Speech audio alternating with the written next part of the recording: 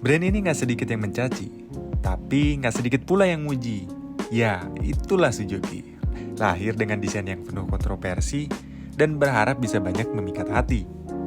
Hari ini kita akan bahas motor yang lagi ramai dibicarain nih. Ya, Suzuki Satria E-Pro terbaru. Bukan cuma karena fiturnya, tapi karena desainnya yang bikin heboh. Buat sebagian orang sih keren, buat sebagian lainnya, ya nunggu generasi berikutnya aja deh. Emang ya, Suzuki itu selalu gak pernah gagal gitu kalau bikin desain yang gagal. Satria Pro adalah varian premium dari Satria F150 standar. Suzuki memberikan sejumlah peningkatan yang signifikan seperti sistem ABS, keyless system, ride connect, dan teknologi SCAS alias Suzuki Clutch Assist System. Mesinnya pun tetap responsif seperti Satria yang kita kenal, dan dari sisi fitur, motor ini jelas naik kelas. Namun, peningkatan fitur ini ternyata tenggelam oleh satu hal, ya, desainnya.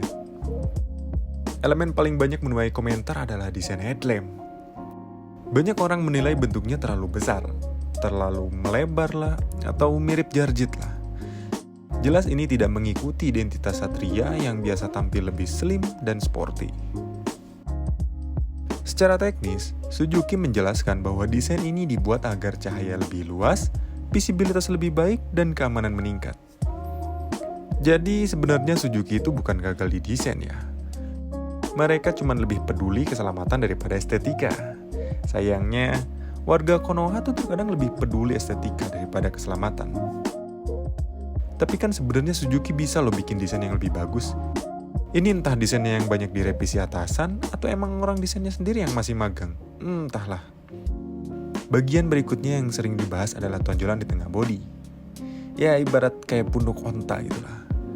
Desain ini sebenarnya punya tujuan, memberi ruang untuk komponen modern dan menyesuaikan bentuk rangka terbaru.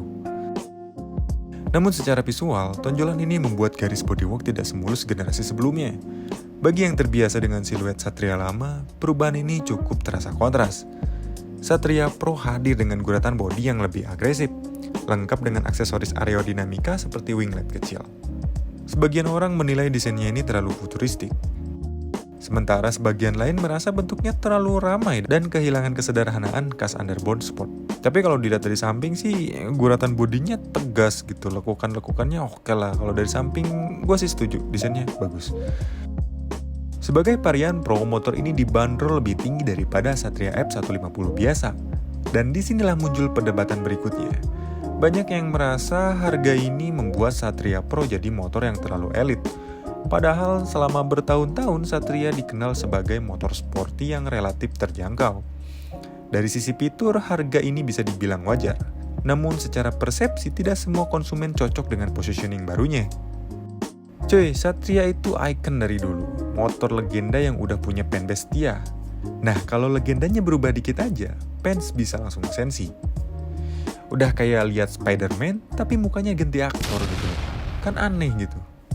Jadi sebenarnya banyak kritik itu datang bukan karena motor ini jelek, tapi karena perubahan besar itu butuh waktu lama untuk diterima. Kesimpulannya, Satria Pro ini bukan motor yang jelek, cuman motor yang berani tampil beda. Dan belum tentu semua orang siap. Desainnya kontroversial iya, tapi fitur, performa, dan teknologi gila sih. Suzuki ini niat banget sebenarnya. Kadang masalah motor bukan dari desainnya, tapi netizen yang belum move on dari masa lalu. Jadi itu dia pembahasan lengkap kenapa desain Satria E-Pro banyak menuai kritik. Desainnya sih memang soal selera, tapi dari sisi fitur, teknologi, motor ini bukan kaleng-kaleng. Kalau kamu tim yang mana nih? Tim yang desainnya oke-oke aja atau tim yang kayaknya nunggu generasi berikutnya aja deh? Tulis pendapat kalian di kolom komentar, sampai ketemu di pembahasan berikutnya.